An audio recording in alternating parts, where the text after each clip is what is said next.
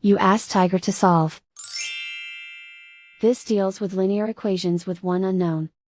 The final result is x equals 15. Let's solve it step by step. Group all x terms on the left side of the equation. Subtract 7x from both sides. Group like terms. Simplify the arithmetic.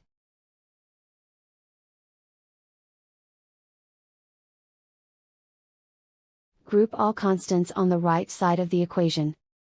Add 45 to both sides. Simplify the arithmetic.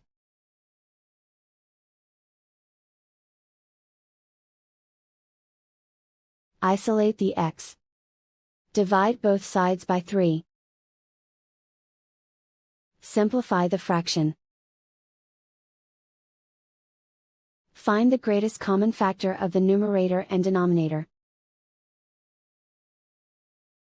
Factor out and cancel the greatest common factor. And so the final result is x equals 15.